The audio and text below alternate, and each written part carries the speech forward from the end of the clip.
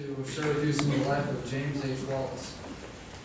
James H. Wallis apprenticed to learn the art of printing in the ancient city of Chester, England, at age 12. He was converted to the Church of Jesus Christ of Latter-day Saints as a teenager, and at 17 was a pressman in the church's printing facility in Liverpool when the Millennial Star reported the death of Brigham Young in 1877. 3 years later, at age 20, he left England for the United States and continued his printing career while pursuing other interests. He became an attorney, a popular musician and conductor, the head of the Utah Public Health Association, a county prosecuting attorney, U.S. Commissioner for Idaho, and chief clerk of the Idaho legislature. And I thought I was busy. If I thought I had that many titles, I'd probably have to include my Facebook and Twitter profile. In between, he edited or published newspapers in 10 different cities in Idaho and Utah. The last one, the Vernal Express, which he acquired on May 11, 1917. His family continued ownership of the Express through 4 generations into the 21st century, and only lately has sold its interest. At one time, members of the family were publishing 4 weekly newspapers in Idaho and Utah, while the brother, John Wallis, was publishing 4 newspapers in those same areas.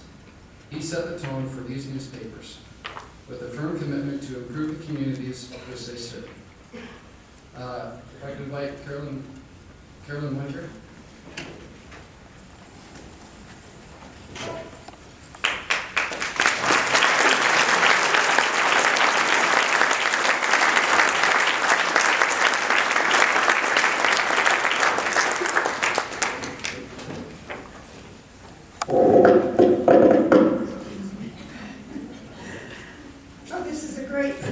To accept this honor for my grandfather, James H. Wallis. He would be humbled and very privileged to be among these great men that are being honored tonight.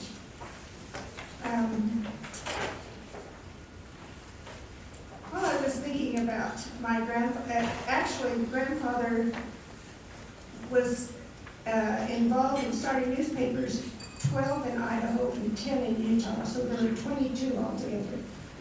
And it used to really disturb me, thinking of my grandfather moving. How could he possibly start a newspaper that many times? And then I was reading the history, and my sister Gloria Ritting had written about the life of James H. Wallis. And I realized that he had started his time out in some of these communities with the Washington Press. And I don't know if you've been to the museum, you've seen the early presses. But it's just a kind of a small press that you can disassemble, and apparently you could pack it up and put type in a few boxes and accessories and move from town to town. So that's how he started, I'm sure, and that seems kind of simple, doesn't it? But I'm sure that his family weren't too happy about all those moves. In fact, I often think of the many groans that his family made when he, for the 20th time, he'd say, "We're going to move again," and I'm sure that they weren't too happy.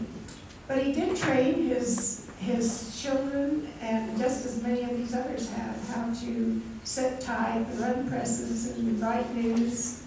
And his sons, he has a daughter, Violet, and sons, John Arthur and William B., that all started their own papers. His brother John ran newspapers, and so it has gone down through several generations in our family too.